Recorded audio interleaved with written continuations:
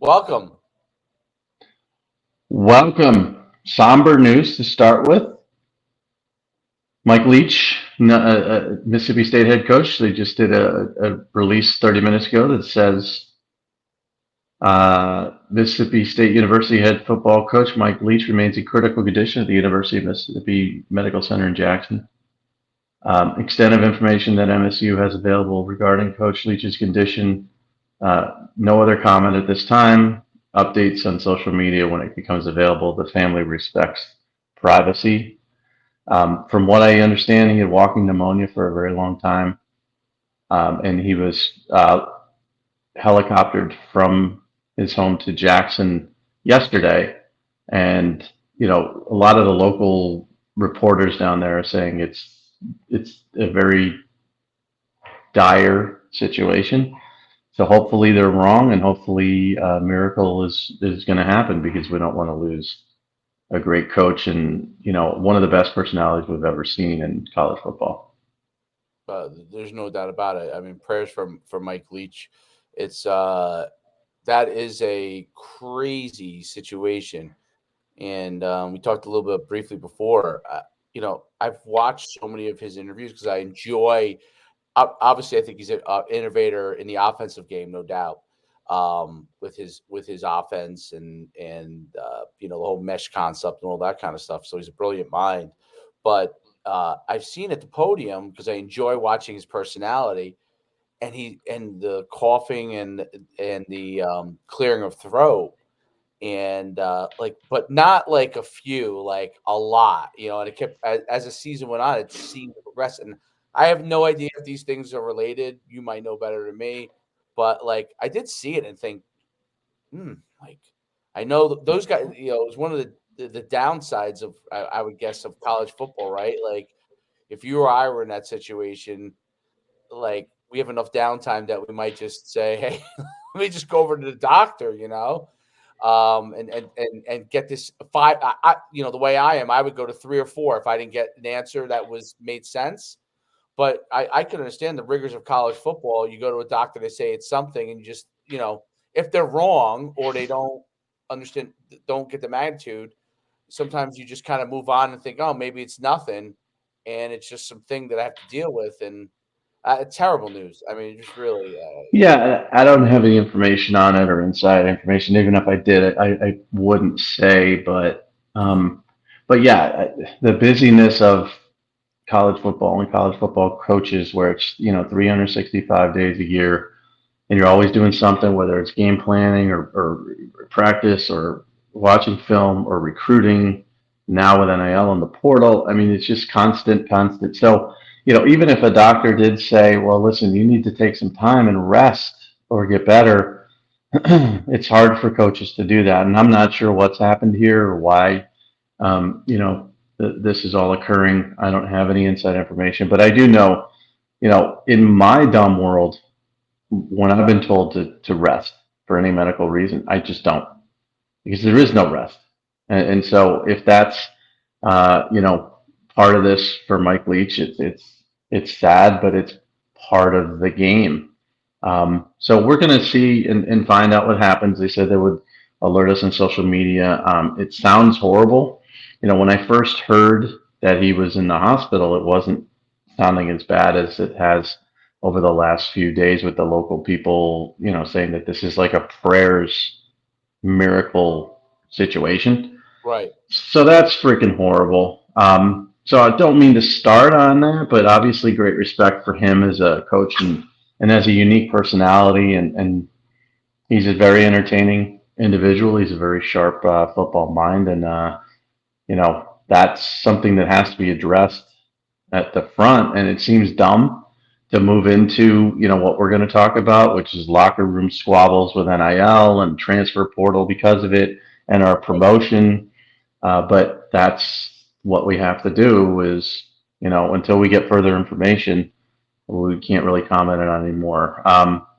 So I would say the promotion is working, and sometimes it's a slow turtle-like move. myfootballcamps.com/D1, and that's for the high school and it's myfootballcaps.com/transfer portal, I believe it is. Portal, transfer portal. D1 hyphen transfer right below Oh, it. D1 hyphen transfer portal. Yeah. And the reason I say this, we've had some guys like Carson Kruger find their FCS home. We've had some guys see additional Power Five interest, um, throughout this process. We've had some younger guys, 2024, 2025, 2026s, get more interest because of the promotional program. And what it is, it's we will socially promote you through our social media channels, and all the coaches are on there. And any coach that wasn't following me or the portal feed before this massive nightmare that happened last week with the portal, they're following now, and they're going to see your stuff. And we've always talked about how it's like the first time it's like who's this, second time it's like who's this, the third time it's like okay who's this, I got to look, and then the fourth and fifth time that's where it starts to get serious. So our buddy Sam Hartman, who was honestly throughout all of our clients, for me was not a success initially. He came to us when he was in the state of Texas. He's an offensive lineman, could play D line as well, 6'5", 290, really strong kid. But it was like he came to us with some D2 interest. And I'm like, okay, based on the film, we're going to get this kid at least some FCS interest. And it wasn't happening. And he moved to Oregon, and that really hurt it as well. And I was puzzled by it. Not that I think he's a Power Five, starter or a 4-star recruiter or anything like that, but I thought there would be more interest. So then we started talking last week, he and I, about JUCOs and preps. What if he wanted to take another year and continue this process? And he got a JUCO offer from, I believe, Navarro, which is a great JUCO, and it was like most of his stuff was covered. And he got official D2 offers, Yep. but he got what he wanted last week, which was a preferred walk-on offer from Oregon State, a program he loves, a physical program. Kids like him are perfect for it because this is a program that doesn't recruit 4 and 5 star kids. This is a program with Jonathan Smith, who just got a huge extension, as he should.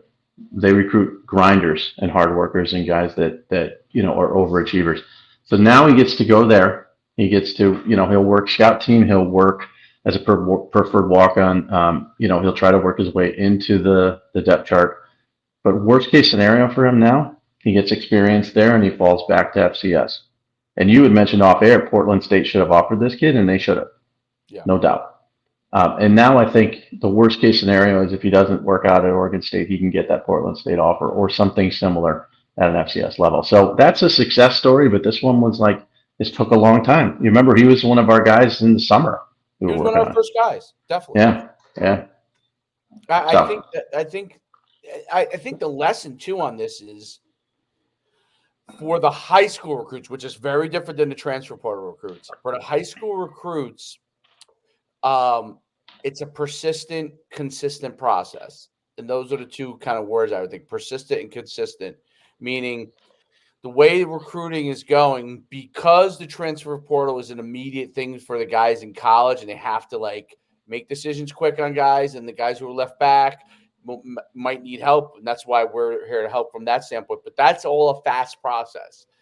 Because they have to focus on that and the immediacy of it, the high school football recruiting is more of a grind process. Obviously, the guys who are mega stars, that's a different deal. But even the guys that are Division One or borderline Division One FCS, it's still going to be a grind process. And I have a kid that plays for me and on our Boardwalk Beach 707 club, the New Jersey Player of the Year, Michael Ford. I don't know if you've heard of him, but he's the New Jersey Player of the Year this year, 2024. And he was great like all spring, and he was a great player as a sophomore last year. But he only had West Virginia and Maryland offers at the time. Now he's the New Jersey Player of the Year. He rushed from quarterback, rushed for like 2,500 yards, threw for like 1,500. He's an athlete guy. Could play a lot of different positions. He's 6'1", 215, and fast. And now he picked up 2 more offers. He's going to be 20 offer guy. I mean, he's New Jersey Player of the Year. Very rarely he's the number 1 player in New Jersey. Not a 20 offer guy, but he's a 20 offer guy, and he's got all the measurables. and he's going to explode. But a guy like him, as he's literally the New Jersey Player of the Year, it's been a process for him that he's had to go through. So a guy who's probably going to end up with 10 to 20 offers, who's a 2024, still had to go through a process. And the lesson on that is it unless you are automatically slam dunk immediately, meaning you're 6'5" and you're 210, and you're a receiver where they can physically see the tools right away. Those guys pick up offers. Your even Division I players are going to have to go through a little bit of a process, and that's because the world has changed in recruiting. There is the balance of the transfer portal. They're going to offer guys during this December time period, see what happens there. They're going to offer at the high school level slam dunks, but then you're going to get into the process where there's going to be the grind on some of those guys that are going to get offered over a period of time at the high school recruits. That's just the reality situation because they're going to hold back a few scholarships for the spring on guys that they're going to, some guys are going to end out of spring ball, leave their team. They're going to pick up a few transfers filled up with that. So that's just kind of the nature of it. And the reason why I kind of went through that process is because it's okay. That's one of the things that like we want recruits to know. It's okay. And in this world, getting someone that can help over time in the right way, like we're doing with social media promotion, which I think is really the way to go. Like it's just that's where everybody is. That's where everybody's going to be. And especially on Twitter, even though obviously we utilize all the platforms because we hit everything, but especially on Twitter, if you think about where guys in their 30s and 40s and 50s are going to live, it's going to be Twitter. Like you're not going to have 50-year-old guys checking Instagram constantly. They'll have the grad assistants doing that, but Twitter really helps a tremendous amount because those videos get out there and they all follow us on there. It's funny about Instagram though. I get more complaints from coaches about stuff I put up on Instagram than I do on anything else. That's interesting. Really? I Why? know because it's a younger person's demographic. I mean, it's that it's 15 to 25. Yeah. So when I put something on Instagram, I feel kind of safe sometimes because I'm like, there's no way a 50-something-year-old head football coach is going to see this. And then all of a sudden, and I don't think, like to your point, I don't think they're on Instagram, but I think someone is. Their GAs are, and And then they'll see it, and then I'll get a screen grab of what I put up, and then a complaint, like why'd you do this? Thought we were boys, thought we were friends. I'm like, we're not friends. If we were friends, you would have hired me or given me some of your millions of dollars, Mister. Just got a $10 million freaking contract. If we were boys, we'd be hanging out. And I'm a media member. I speak what I speak, and you're a coach, and you have to deal with the good and bad of that. So it is funny because Instagram is like one of those things where it's monitored very closely. I don't think TikTok is as much yet. It will be. Yeah. TikTok is more, you can certainly get a video to get a lot of attention on TikTok, go viral on TikTok, then be pulled from TikTok to Instagram or to Facebook or to Twitter. Correct. And so that's why TikTok's important. And you have a ton of followers on TikTok. And we do that because, that's where you can go viral more so than Instagram or Twitter. But Twitter is definitely, it's our sweet spot. It gets attention, but nothing is guaranteed for anybody. If you have, 30 offers, you don't need us. If you have no offers, then you do. And sometimes if you have 5 offers and you want 10, we can certainly help that. Drucker Meese is my example. That kid is just right. rolling through offers. I mean, rolling. Well, a Jaffe is another one. Yeah. So, I mean, those guys, came to us and they already had their secure full scholarships offers and they wanted more. Or sometimes they want to increase their notoriety in the recruiting world. Rankings are often important to, kids, and to parents and stuff like that. And they want to raise the attention of their son who's, getting 5 offers, but they feel it should be a 30 offer. So that's good for them as well. And then there's the opposite, which is, the guys who have no offers, no interest. If this program were, available last year at this time, which it wasn't, and Sam Hartman came to us last year at this time, and he couldn't have. But if he did, I think we'd be talking about an even better situation for him. But the fact that he went from nobody had ever heard of this guy, ever. I'd never heard of him. When his order came through, I had to research and look him up, see who he was, what he did. Nobody knew about him, and he's a 2023 that we got in the summer, which is late. For him to land at a Power Five school and fulfill that dream is awesome. So he's a success. There's no doubt about it. Absolutely. And it's amazing one by one, right? You got Kruger, you got if we point to like immediate success stories that actually have tangible stuff, right? You got Kruger, you got Hartman out, you have obviously Parker Meese and Jaffe, right? You have uh uh he, you know he wants more, but I already see Ronner is starting to get a lot of attention. Um, and I think he deserves more attention. It's always a little tougher in a place like Nebraska just because of its location, but he's starting like I see the people are inviting on campus. And I mentioned this. Like, he just has to go through that process. I mean, that's just to me, It's a painful process, and right? he's talented enough, and he will get the attention needed. And it's great that he came to us early, and that's what he should do. And now he's on the radar. But like most quarterbacks, Arch Manning doesn't have to go to colleges and throw for people. But most quarterbacks, and I'm talking about most quarterbacks that are in the NFL now, that are starters, um, had to go and throw for people. Justin Herbert was on last night. Amazing talent. He had to go throw for people to get his offers, and he didn't have a ton of them. And he ended up at Oregon, and now he's a starter in the NFL. Blah blah blah. But you have to go and throw, and so that's what's going to happen this spring for Carson Rauner. A good season statistically, not as good as he would like because it's not as much of a passing offense, and he was out of the game quite a bit when they got ahead. But that doesn't matter. He's got the foundation now, and he's going to go out in the spring to the camps. He's going to hit the camp circuit, and then he's going to do the summer camps, and he's going to, throw for people, and he's going to be fine. But you can sense how frustrating the process is for parents because it's not an easy process. It's very you need a lot of patience with it, and you need a lot of mental fortitude to go through it. Um, so it's going to happen for some people to different levels, and it's hard to sort of be patient with it. But I think the slow burn, as you're talking about, is key. And then the portal's a completely different animal.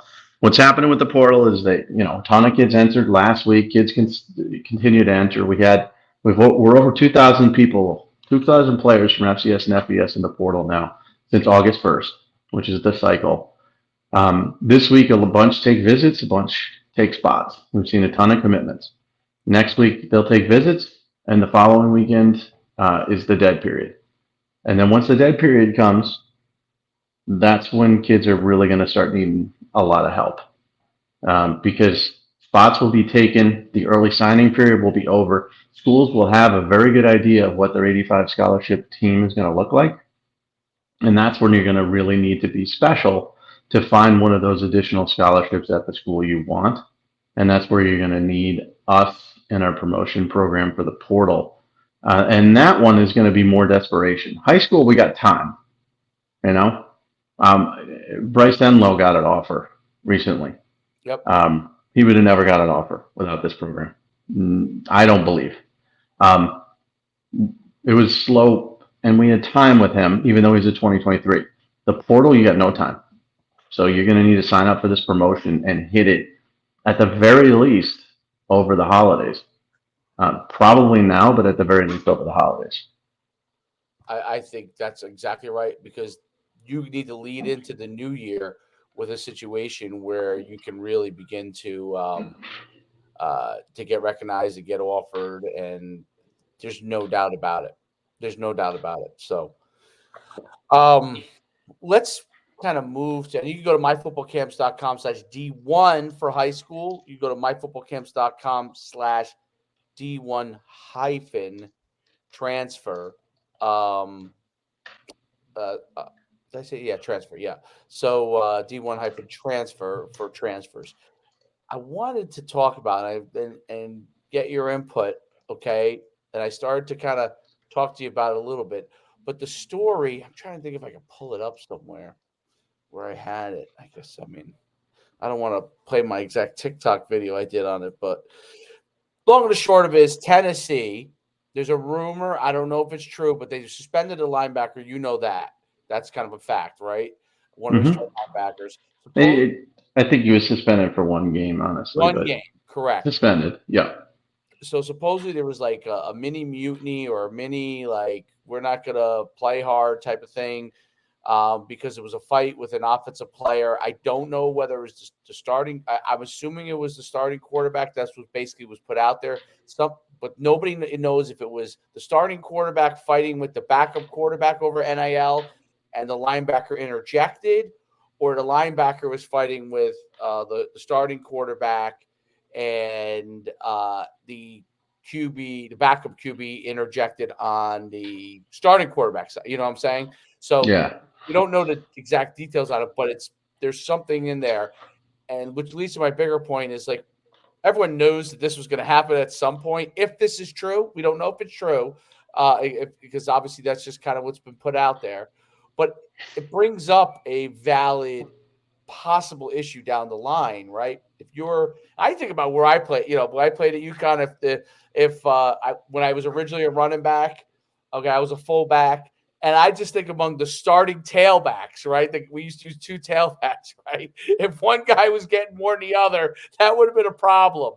Oh So yeah. yeah, I Yeah. just remember being in the running back room. And then when I moved to linebackers, are very. When I moved to linebacker, that was a totally different them. We used to when I became a linebacker from being a fullback, running backs were the prima donnas. Whether we were full, even the fullbacks were more prima donna-ish than the defensive players. When I moved to defense, we were almost resentful to the offensive players in the sense that they would get obviously the interviews, and we were doing a lot of the hard work, right? So it's interesting that this happens because it brings up a point where is this going to continue to be an issue? If even if I'm getting 20K, but you're getting 100K or you're getting a mill, and it's not an issue if everything's going well, but we lose a game. Let's call that. This is when these things happen, right? We lose a game. You go up there. You had a bad game. You're getting a million. Uh, Me as a defensive player, pissed off because you had a bad game. Now I say something to you. You say something back to me. There's a fight, right? I'm getting 20K. You're getting a mill, or you're getting a half. I mean, I don't think Hendon Hooker is getting as much as the guy that's going to come in, Nico. I might, Right.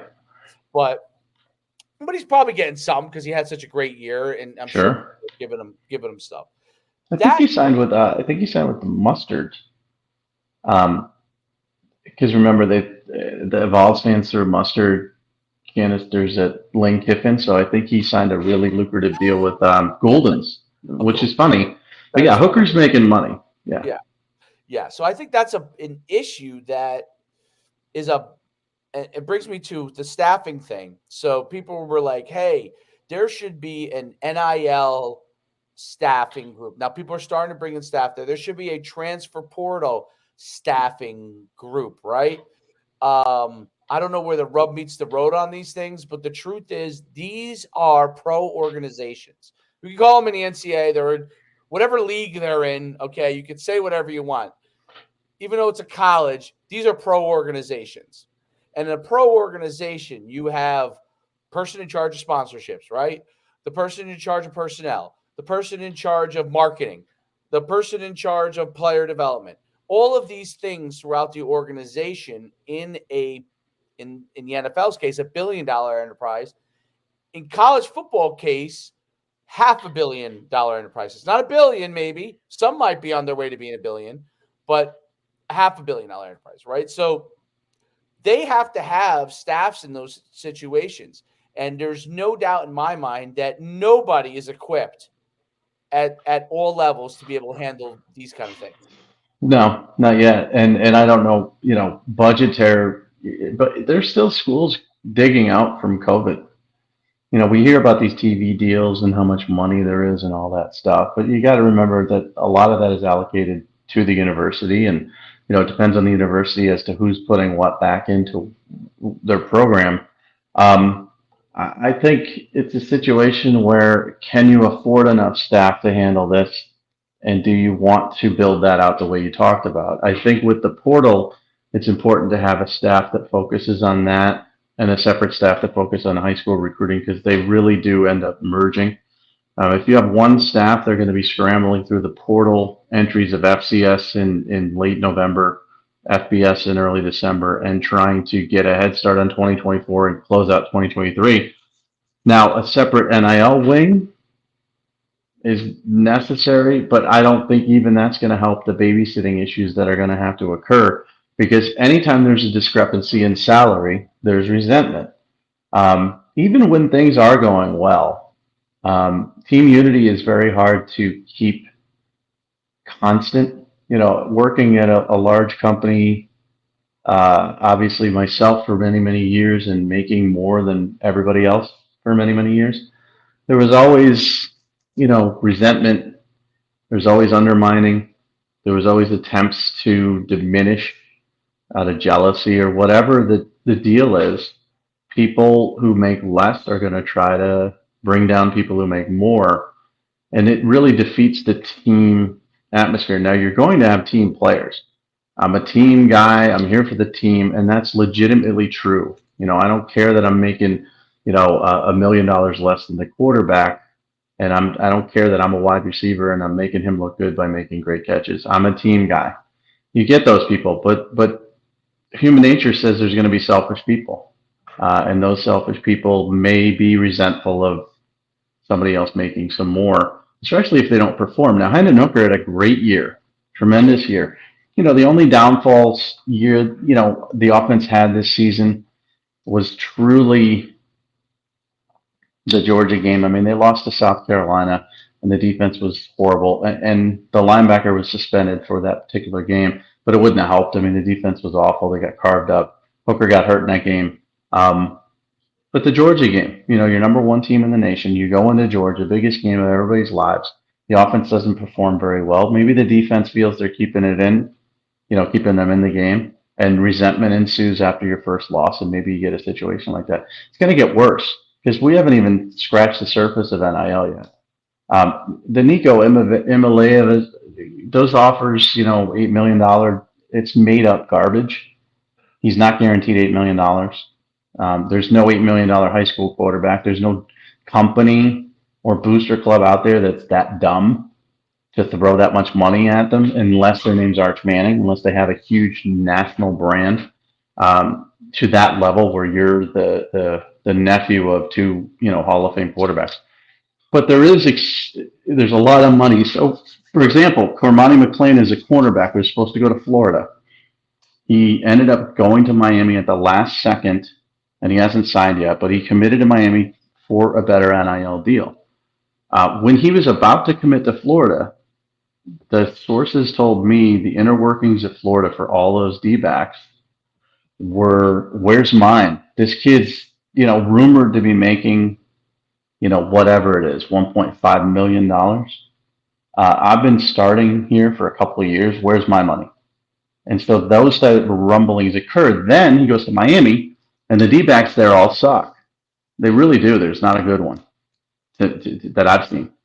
And they're all like, where's my money? So the answer to them is go to the portal. You don't deserve money. You stink. But the Florida situation is like, okay, you're pretty good. We don't want to lose you to the portal. How do we handle this when this kid's rumored to be making this much money? Do you tell the DBs he's not making this much money and sort of give the details of his actual deal? Maybe, but they're not going to believe you. They're going to believe what they read. And then you're going to have a divided room where a guy like that could come into a D-back room at a school and instantly be resented and thought of as a hotshot. That happened before NAL with the 5-star kids, just because of rankings. Now it's even worse because they're making money. So this is going to continue, is my opinion. I think a couple of possible solutions, and you mentioned it, I think last time, was the GM role, which I think Vanderbilt does with Barton, if I'm not mistaken, with Barton Simmons. I think he's quote unquote a GM, right? Yeah, similar. Yep. I don't know what. Player personnel guys now are GMs, so to speak. Right. I guess it's like a player personnel on person on steroids, right? So is called a GM. Now I don't know exactly what their roles are, but I'm using GM as the term here. But someone who manages the payroll, manages the players and how they feel about that. Like you see it in the NFL, like if the NFL player has an issue with the coach, a lot of times he may jump to the GM because if he doesn't feel it's getting solved, because the GM can obviously has obviously a relationship with the coach. They're going to have a conversation, say, "Hey, listen, he doesn't feel this is being solved with you. What do we do here? What should we do here?" And they kind of work it together because the GM is technically the coach's boss. Now, in college, it's flipped. In college, the head coach is the GM's boss. Right. So that's where it's different. So I don't know if the term is GM, right? They do Um, call Barton a GM. I looked it up. yeah. He's director of personnel, but his technical title is general manager. Okay. Okay. Like I think that it's interesting. Is there a spot between the AD and the head coach? Now it's obviously going to be a fairly expensive spot, but is that spot a kind of GM down the line? Is that guy a spot in between the two that manages? Now, obviously, it's more for football and basketball because obviously basketball eventually, it's less people, but they probably deal with some issues as well. But is that person there to manage the football and basketball, so to speak, kind of issues where the coach can have conversations with him without having to go to the AD? Because I think the last thing the AD who manages the whole entire enterprise, even though football and basketball are one and two, the last thing he wants to do is get involved every day on NAL deals, right? Like that's got to be a headache for an athletic director that has to manage donors and all these guys with big money to get the money flowing through. It's kind of like almost even a conflict. Is there a need down the line for that person kind of almost, I don't know if he's over to the coach or lateral to the coach, but someone who manages that, right? Because it's almost like the AD and then there's a huge gap to the head coach. You know what I'm saying? It's like I'm not a huge structure person. Obviously, I run my company flat, right? But there's me and there's a lot of people. But in the way that this thing is structured, maybe there is a need for that person who kind of manages that process that they can all have conversations with, that players can go to separately, and that coaches can solve problems with. Because I can't see, first of all, who as a coach, that's a never-ending headache. I would love to have someone that could solve some of those issues. You know what I mean? Where we're like, hey, this is the guy's issue, and he feels comfortable going to somebody else besides me, who's going to dictate whether he plays or not. Right? You come to me, and I'm the head coach, and you're causing a problem. There's a chance that could affect your playing time. But that GM, that may not be the case. Yeah, I think you're going to start seeing a lot of things staffed out in that manner. Again, can they afford, can you put a guy making 80 grand a year in that situation? Will you be able to afford somebody who, can do that? How much is he going to get paid? Where does he fall in the hierarchy? You have your recruiting personnel guy, you have your NIL guy. Who's above who? Are they equal? And how do they report directly to the head coach, who reports to the athletic director? But oftentimes the athletic director reports to the coach. Where that's the coach is obviously 10 times more powerful than the AD. All these things have to be worked out, and the only way to work them out is to do it by experience. You have to have these locker room fights and these disagreements to learn how to best handle it, because you're going to get true valuable information from hearing what this guy's saying, what the linebacker's saying, what the quarterback's saying, what the witnesses are saying to this, that, and the other, and how do we avoid this from happening in the future. And you're not going to do it right away. You're going to make mistakes, and it's going to be growing pains, and it's going to take a long time to figure that out. But locker rooms are going to become more. They're going to become more divided before they become less divided. I mean, this is going to get worse, and it's going to be a situation where you could have an argument like that, and a kid decides to tweet out, "I'm jumping in the portal" when the window occurs. And we talk about this window, this 45 days. You have to wait until after the conference championship games in December to do that. But you can announce it at any time, and you can also change your mind prior to the window. But I think you're going to see a lot based on what I see from a generational difference. Kids will overreact more now to anything. You're talking about a generation that dealt with, which was a different generation than now. Now it's more of an immediate gratification. Kids are much more likely to transfer. They're much more likely to give up on a situation. They're much more likely to say screw it. Um, and so that's where I think NIL and the portal are going to sort of meet. The one thing I've noticed about the portal is that the kids going in the portal aren't really NIL driven. Um, the high school kids are NIL driven. The high school kids are getting better offers. Now you're going to have a Devin Leary at NC State who's going to be able to command a pretty good amount of money. Caleb Williams in the portal last year command a little bit of money, a great deal of money actually. But a lot of the kids who go in the portal are going there for a reason. They weren't playing. They're homesick. They got off-field troubles, whatever. They don't have as much to sell on an NIL level as a high school kid. So the funny part about this is if you go into the portal without NIL or without that as being, a big factor, you go to a place and you're starting ahead of a high school kid who's got an NIL deal that's making much, much more than you, who's 3 years younger than you're going to be pissed. And it's going to lead to more situations. So the more kids can switch schools and the more NIL comes into play with the high school kids, you're going to run into these situations over and over again. And luckily, it's not my problem. I don't care how they solve it. That's why they get millions. I was thinking about it today, thinking about Mike Leach and thinking about how I have an affinity for the work ethic of college coaches. And I sort of defend college coaches. I criticize them greatly for missing on recruits or poor play calls or their job not being done, but I never criticize them for a lack of effort because I know how hard it is to recruit all the time and to work all the time and to never stop recruiting. And with the portal now, it's worse. But I also think a lot of these guys make $5 million a year. And you know what? This is what they signed up for, and this is what they have to manage and navigate. And I don't feel sorry for them. So it's a fine line. I mean, you make the money, you got to figure this out, and you got to figure it out to the best of your ability. And if it doesn't work out, Josh Heupel's done a great job. Great job. Guy's going to be worth a ton of money at Tennessee. He's going to be there for a long time. But he's also making a ton of money. So it's his job to figure out why this is occurring and why it would occur and how to not make it occur again. It's not my job. Yeah, there's no doubt about it. It's a difficult situation. There's no oversight from the NCAA that's going to make a difference on this.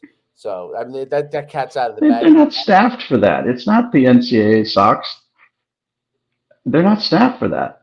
I mean, we're talking about, look at the portal. Is going to make the stronger. There's so much tampering. We had a kid last week announce his commitment to a school before he went into the portal. And he went into the portal 10 days later. Now, technically, you're not supposed to be able to contact a kid until he's in the portal. This kid had already talked to multiple schools. He got multiple offers. He committed to a school. Then he went in the portal. That's illegal. That's an NCAA violation.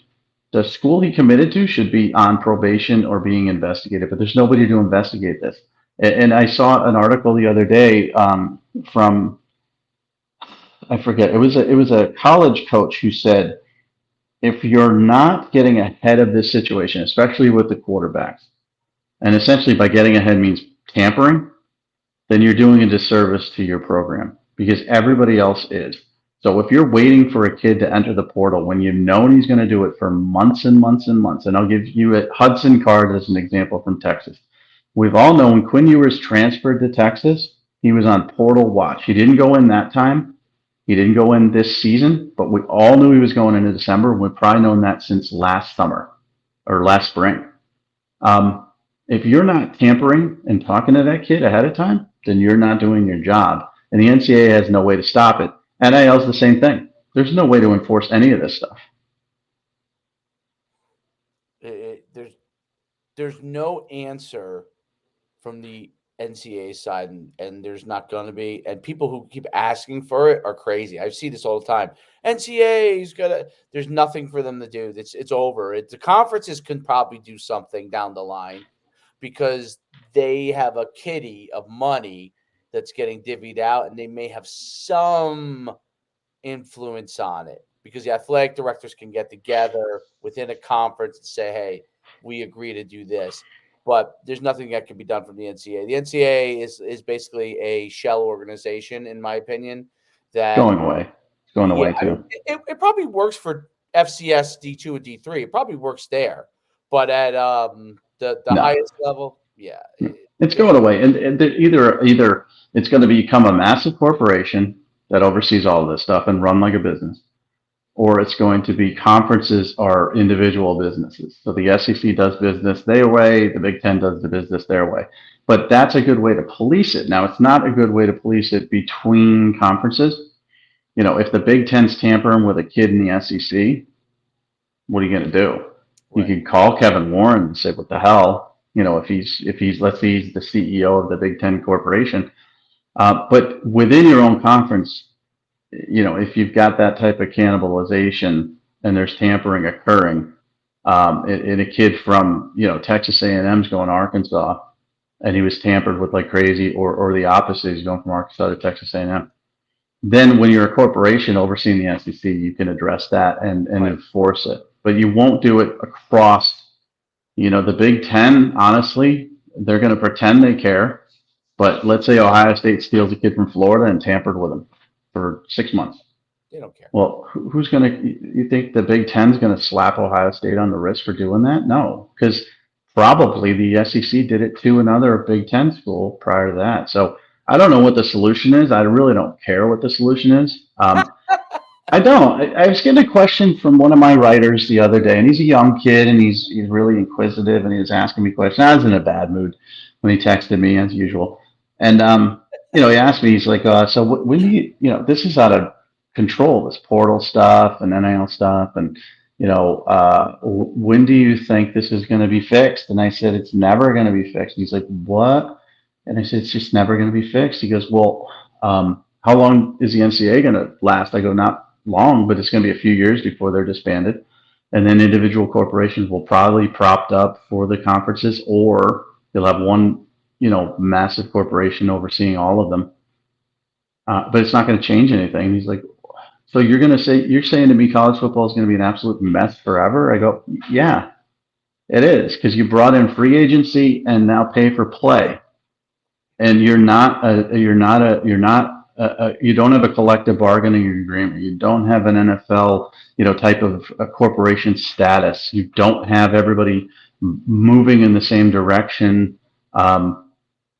And I don't see that ever happening. I don't see them ever being able to prop up, the CFFL, the College Football League, where it's a national conglomerate with players associations and free agency deadlines and salary caps and all that stuff. How are they ever going to get that done when every entity, the NFL owns 32 teams essentially. The owners own the teams, but 32 teams are under that NFL umbrella, all of them equal. The Texans may suck and the Cowboys may be worth the most money, but they're all under that umbrella equal. You've got 100 plus teams. You got 60 plus Power Five teams. How are you going to manage that under one umbrella when they're all doing different things and they're all fighting for their own agenda? The issue is you brought it up really well. From a business standpoint, the NFL is the corporation and they are franchises that they've sold. It's a Right. franchising business that they sold in each state to these. Chick fil A. It's a Chick fil A. Chick-fil-A model, right? And so they've sold these franchises, okay? And it's probably even more McDonald's than for Chick-fil-A because Chick-fil-A has a little more kind of daily say on everything, maybe more McDonald's, but it's the franchise model.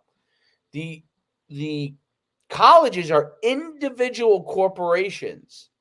They're their own corporation. So each one of these are individual corporations.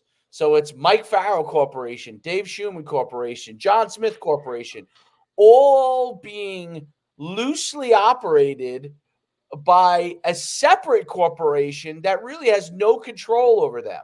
And then the third part that makes it unique is there's another entity, which is the Big Ten Conference, which is a corporation that they're a member of. So they have a membership fee that they pay to have comparable principles among all of the individual organizations. To make that like the NFL, a franchise model, is so complicated and so difficult to get. Why would anyone, if I was Ohio State, I'm already giving money to this membership that I'm getting money kicked back to me. Why would I want to pay a franchise fee now to another organization and have to give, I don't know, 8% of my income or 10% of my income to that organization so it operates as a management tool of me? No, I don't want any more management. I'm already doing less management. No one's ever going to opt for more management when they have less management already. It's impossible. You know what I mean? If you're Texas or Ohio State or Georgia or Alabama with $1 billion enterprise, I'm already giving money because of TV away to the conference. I'm not going to give any more of that money away to anybody else. I just don't see it, you know? Yeah, and it makes me think of the Securities Exchange Commission and stock market and corporations having to be overseen from a legal aspect to protect the consumer, which is a federal government funded situation. You're not going to get federal funding to oversee college football, even if it is a business, even if the consumer can be hurt or jilted or taken advantage of. But they're never going to treat this as a legal entity in that respect. That's what Emmert wanted. He wanted NIL to be government run. He kept praying that Congress was going to look at this thing. And before the states implemented their individual NIL, he was hoping that they would come in and there would be national implications to NIL that's where you could get a government instituted cap on the amount of money kids can make per state, this, that, and the other. The federal government looked at it and said, no, we don't need this problem. This is your problem. You figure it out. And that's when he resigned and he came up with no plan. I mean, him and Bosley had a plan. It sucked, but they had a plan in place for NIL. They scrapped it. Emmert quit. He didn't quit that moment, but he quit. And he was kind of run out. And it was like, okay, NIL's here. I forget what it was, July 1st, I think it was. NIL's here. Everybody's free to do whatever they want. And that's kind of where we're at now. So it's never going to be governed from a government standpoint, which is why we are protected from, Ponzi schemes and Enrons of the world. Well, you're not protecting the consumer from Ohio State. So it's going to have to be individually managed, and that's virtually impossible. So listen, again, I want to watch football on Saturdays and enjoy it, and I still do. I want to follow recruiting and enjoy it, and I still do. The portal, it's an adjustment. Now 25% of kids are projected to be starters next year from a different school. That's 1/4 of your roster is going to have a starter from a school where it didn't start with. Okay, I can adjust to that. NAL, I don't give a crap about. I don't care what Caleb Williams is making. I don't care what he's selling. If he wants to paint his fingernails for a gas station or an oil company, I don't give a crap. And that's great for him, good for him. But I don't want to hear it. I don't care about it. It doesn't matter to me. It's going to affect recruiting in the portal, but that's not my problem. That's the problem of the coaches. So Cormani McLean, whatever Miami did to get him to come off of his favorite school to Florida to go to Miami, and now there were rumors this weekend Alabama is going to come in with a bigger offer. Good luck. Good luck. If he's very good. He's my number one cornerback in the country. He's a top 10 player in the country. If he's worth it, have at it, but good luck because any kid who is NIL driven is going to go to that school and he's going to have his hand out within 3 months, or he's going to want to transfer because he ain't playing. I'm making all this money and not playing. I want out. Or I'm making all this money and I'm starting as a freshman, but I was told by my uncle Billy I should be making more money. Where's my money? And then all the kids in that defensive back room are going to be like, this kid's making that much money. I made 6 tackles in this game. He made 2. I got a pass deflection. He got burnt. Where's my money? And so good luck to college coaches in dealing with that garbage. But I don't care. I don't want to hear about it. I don't want to hear anything. When I see these Nico deals and this Jaden Rashada kid who committed to Miami initially and then flipped to Florida and all these NIL deals, it's $5 million. I don't care. Couldn't care less. Make all the money you want. I'm not resentful towards you for it. Oh, yeah. But that part of it, I don't care. And I really don't care, honestly, what Dak Prescott makes per game or that he's a $40 million quarterback. I mean, when he sucks, it makes me think, wow, you're paying $40 million a year for this guy. But that's not my money, and I don't care. What I want is the Cowboys to win, and I want to enjoy football on Sundays, and I can do that. Yeah, I'm a Cowboys fan. I am too. Yeah, I've been a Cowboys fan. We get along. Well, I'm a quiet Cowboys fan because they haven't done anything since 1995. You know, I watched the game yesterday, and they suck. They suck. They haven't had a good quarterback since Aikman because Tony Romo is a stat stuffer and he sucks at the end, and Dak Prescott's a stat stuffer and he sucks at the end. Tony Romo's a great analyst, though. Great analyst, and he's going to make more money as an analyst, and so is Troy Aikman.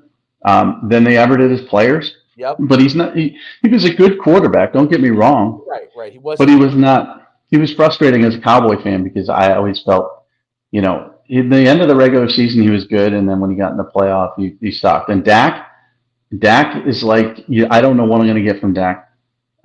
They were favored by 17 yesterday, and I'm very into gambling lines and sports gambling. I do a podcast on the weekends about college football gambling and stuff. And I'm very, but I wouldn't lay 17 for the Cowboys against a 1-11 Texans team because Dak is good for potentially 2 horrible, dumb interceptions every game. And I really don't know what to expect. When you watch Dak and Romo remind me of this in a different way too, you keep feeling like you see things and you're like, this guy should be an elite quarterback. They do things that you're like, they should be an elite quarterback. And you keep getting this feeling like they are not getting there. They're just not getting there, which Troy Aikman did. He was people I always laugh when people say Troy Aikman. Oh, and well, his era was a little different. Like we ran, Emmitt Smith the ball on a lot of zone and power, and that was the game, right? But he really was a leader. Like I love the back, and you as a Cowboys fan, you can appreciate this.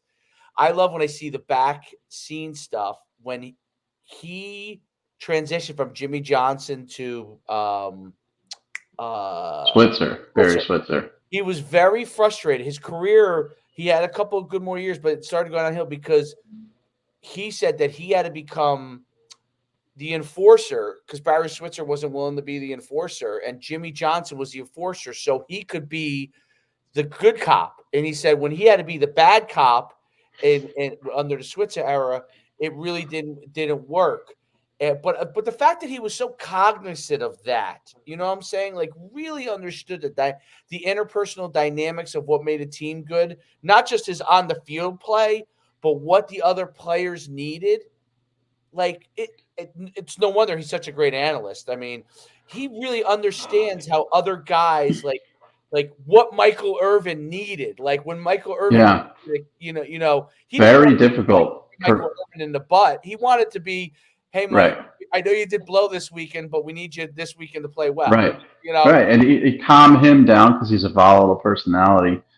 Emmett's a straight up dick. I don't know. He is. Trust me when I tell you. I love. But he was the epitome of a team player.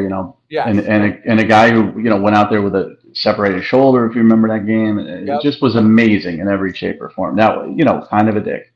Irvin was just a volatile, he's one of the best blocking wide receivers you're ever going to see in your life, and he's a team guy in that aspect. Oh yeah, But if he didn't get the ball enough, he would become very volatile, and he would get very frustrated and animatedly frustrated in games and on TV. Aikman's very, very smooth. Then you got Dion on that team. You got Charles Haley on that team. You've got some really different Alvin personalities. Harper. You Yeah. have to manage all that as a quarterback, plus complete passes, and be extremely accurate. And honestly, Romo and Dak. I mean, Des Bryant, yeah, he's a headache. Dak, C.D. Lamb, he's a headache. I know just from knowing him in high school. And Zeke's a headache. I get it. There's headaches, but you have to manage all that and be consistent in your play. And that's why Aikman was so successful doing it, because he could command the respect of people because he was tough as nails. I mean, the dude probably had 10 concussions, 10 concussions minimum.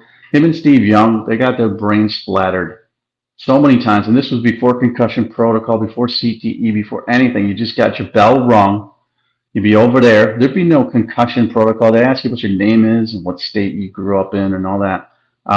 And then they would, sometimes you'd see smelling salts and they get back in there. Tough as nails, never hurt, and always, consistently even keel and good. So you can command respect like that. Dak is a guy that strikes me as a guy who wants that respect, who wants everybody to like him, and who does too much in that respect to try to get liked, but isn't even keel in his play. So he loses respect of players on the team. Romo strikes me as a guy who is very affable, very nice, very funny, but nobody really respected him because he pissed down his leg in the playoffs. So to be Aikman is hard, and that's why he's a Hall of Famer and why he has 3 Super Bowls. As a Cowboy fan, it's extremely frustrating to see, what I'm seeing. But I still enjoy the games. I mean, they won yesterday against the Texans, and I don't give a crap what Dak makes. I don't give a crap what Ezekiel Elliott's goddamn guaranteed contract was. I don't give a crap if they're overpaying this guy or that guy. And in college football, I don't care either. I don't care what your deal is. I just want to watch football and enjoy it. So NIL to I me love is the Cowboys, by the way, is Pollard. what? Pollard was a He's huge awesome. gem for them. Memphis, dude. Memphis overlooked. Zeke was a top 4 pick. I think he was fourth. And he got the big contract. But he started to wear out, as most running backs do. Then you bring a Tony Pollard in, who's a great compliment to him. You know, the personnel is there to be successful. Yesterday was very confusing because Dan Quinn's a good defensive coordinator, but they weren't getting after the passer. I believe 3 different quarterbacks played for the Texans, none of them good. I scouted Jeff Driscoll and Davis Mills. Davis Mills was good in high school, but he kind of reached a point of where he topped out. Kyle Allen was a 5-star in high school, same thing, topped out. They didn't bring any pressure. They didn't get a pass rush on him. They allowed him to do that. Chris Moore, who I've never heard of before in my life, had a career game. They played very weird and dumb, and that's what the Cowboys do. Against a crap opponent, they will play down to them. Against a good opponent, they will play up, except in the playoffs when they crap their pants. I have one question for you. This is totally different. You struck my mind on this, we've had a great conversation for over an hour. I want to let you go, but the you talked about how Kyle Allen topped out, and some of these 5-star that top out. Basically like at high school, they're almost at their peak. What do you think about? And a lot of parents, I see it all over the place. The kids who hold back in 8th grade or are a year older. Do you think that's helpful? I'm just really curious of your opinion because I see it so much, and parents always ask all the time on this. And there's no one who I can think would know the answer on this or have a chance to know the answer more than anyone else than you. Do you think if a guy comes back a year and so now he's I don't know, he's going to graduate and he's going to be 19, right? He's a year older. Does that help them in the recruiting process, or does that have no effect? Coaches even look at that? I always want that because if I'm 19 and I enter and I'm pretty good versus I'm 18 and I enter college and I'm pretty good. Like, what is the is there a difference? Is there that topping out an issue down and down the line? They don't really. I'm There curious. have been a lot of kids. I mean, obviously, there've been a lot of kids, honestly, in New Jersey as well, who take that extra year, and sometimes that extra year is in sixth grade, Right. in seventh grade, and their parents are looking forward to, like, I want him to be a 17-year-old sophomore, so he has a physical advantage over other kids, and that's every state, but New Jersey is a good example. Coaches don't care about that. You know, apples to apples, if there's a 17-year-old kid versus an 18-year-old kid in the same class, they'd probably lean towards a 17-year-old kid because there's still more possibility for him to physically grow and get better. Um, it's really the opposite that I think your coaches are starting to get very wary of. The kids who accelerate. JT Daniels, great example of this. He missed his entire senior season because he accelerated graduation. Quinn Ewers, another one, accelerated. And they get in and they get in too quick and they Hmm. get over their head and they don't reach their potential. I think coaches are becoming wary of those guys more. Now they're still going to recruit JT Daniels. He was, the number three quarterback in that class behind Trevor Lawrence and Justin Fields. But now he's at USC, Georgia, West Virginia. He's in the portal again. They're going to still recruit Quinn Ewers because his arm is a cannon. But now he's at Ohio State and he's at Texas, and he didn't have a great debut year. But the repeating grades doesn't really affect college coaches.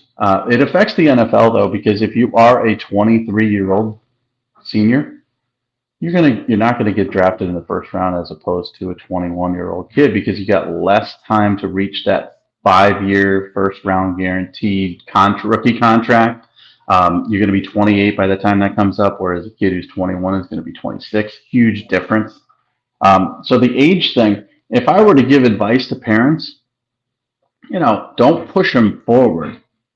Um, don't hold them back. You Stay where know, you are.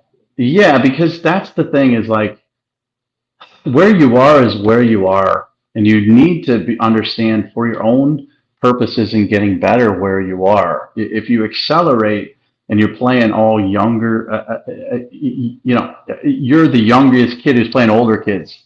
That's how it works with the acceleration. Then you might think you're better. Then look at me, I'm playing these older kids, and I accelerated a grade, and I'm still better than all of them. And it may lead to you sort of stunting. The other opposite is if you're 17 and you're beating up on a bunch of 15-year-olds, you may think you're really good and you're not getting a true case of how you are, you know, freshman to freshman in college. You may come out of there and, Jesus, I beat the crap out of all these younger kids because I stayed back in third grade and sixth grade and I'm a 20-year-old freshman, but I haven't played anybody who's my age in a very long time. And here I am competing for a job as a true freshman, and these true freshmen are 18 and I'm 20, and they're better than me. And I never had to step up my game because I had that little advantage. So accelerate, decelerate, don't do either of it. Work at your level. If you're a 2023 kid, stay 2023, work against 2023 so you get a real clear vision of whether you're good enough or not. That's how I look at it. That is that fascinating, fascinating. And I think about the Edmonds brothers. Like when I was an age, I had represented Trey Edmonds, who was the oldest, and he went in as a 23-year-old. And then I represented. I don't know if I lost you here. If you're there or not. I got a phone call, so it kicks me Oh, out. so he was 23 when he went into the NFL, but he was not drafted. Then the two younger brothers went in at 21, and the other one was 19.9 or whatever the youngest you could possibly be. Oh, you're talking about the Edmonds brothers from Yeah. Virginia? So Yeah. Trey and Terrell were younger. Terrell was 21. Tremaine was 19.9 or 20. I think he He turned was super, super young coming in the super young. NFL. But the guy who went the highest at the NFL was Tremaine because he was younger and he had the longer upside on the NFL because he was already talented at that level. And Terrell obviously went first round, the end of the first round. Trey, who was also a great player, but he was older. He went in as 23, was undrafted, right? So I thought that they were an interesting family example. I think most people would be better off falling where Terrell is, like you said, the correct age, right? Yeah. And so it was, and the only reason why Trey went in at 23 is because I think he redshirted a year, or so he was 5 years. He was older, right? But that affected down the line. Now, obviously, 99% of the people aren't going to be able to, even the Division One college guys aren't going to be able to play in the NFL. So I thought your advice is really, really well managed, because you can continue to develop in college if you're the correct age at the correct grade. You'll continue to develop because you're used to competing against kids in your class and your age, versus if you're older or younger. It's a harder management process mentally. I think it's a mental game, right? Yeah. Yeah. So you Well, don't know whether you're getting better or not, or you're just that far ahead of somebody. yeah, and Tremaine is a good example too because okay, so he's the perfect scenario. He went 3 years at Virginia Tech and he ended up being a first rounder, and he's so young. He gets that extra couple years for his contract because the shelf life of an NFL player, if you're good, is 10 years, right? So he's going to get that one rookie contract with the fifth year option, then he's going to get to his second contract, and maybe he'll get to a third contract where that's where you make huge money in the second and third deals because he's young enough. Whereas a 24-year-old kid, a 23-year-old kid who's entering as as such, and especially with COVID now, a lot of kids are trying to decide whether they want to take that extra year of eligibility that they have, or do they want to really wait that long and go to the NFL as a 23-year-old rookie because their shelf life again is about the same, but they're only going to get two contracts as opposed to three. And they're going to hit that first contract later than other people would. So it's a juggle, but the Yeah. Tremaine Edmonds situation is rare. It's Right. very rare. So you could take that 0.0001% chance that you're Tremaine Edmonds and try to, finagle things. You can always finagle things. It's funny because in hockey, you're drafted out of high school or college, and it's based on your birth date. I think it's after a certain day, like it's September or something like that. If you're post that, then you're 1 year. If you're pre that, you're another year in the draft. And people finagle that stuff all the time. Where okay, I want to take advantage of being in this draft class. So I'm going to go to prep school, and maybe I'll even like mess with my birth certificate or what. You hear all these crazy stories. The NFL doesn't matter. College football doesn't matter. You could sit back and maybe you think you're going to get extra scholarship offers because you're 20 and you look great against 17-year-olds. College coaches will notice that stuff. I say they don't care, but they will notice it. But it doesn't matter. I mean, Calvin Ridley was a 19-year-old senior, and he went on to Alabama, played 3 seasons, went in pro first round, made millions, got suspended for gambling and all that stuff. But 19-year-old senior, they don't give a crap. This kid's great. I'm taking him. And everybody wanted him. If you're good enough, you could play against your own. And for a guy like Ridley, sort of staying back, and he didn't do it purposely, kind of hurt him. So I would say just stay where you are. If you're good enough, you'll figure it out. If you're not, you're not. But we should probably wrap it up because you've Yeah, been no, over an that hour. was great. Honestly, those last couple of things were as I say, pure gold. Pure gold. All right. Well, listen, go to myfootballcamps.com/D1 if you're a high school football recruit. And it's the same address, but D1 hyphen transfer if you're a transfer and you need help. We're here. DM us. We go back and forth with guys on it to answer questions. So we're glad to do that. And we'll see you guys next week.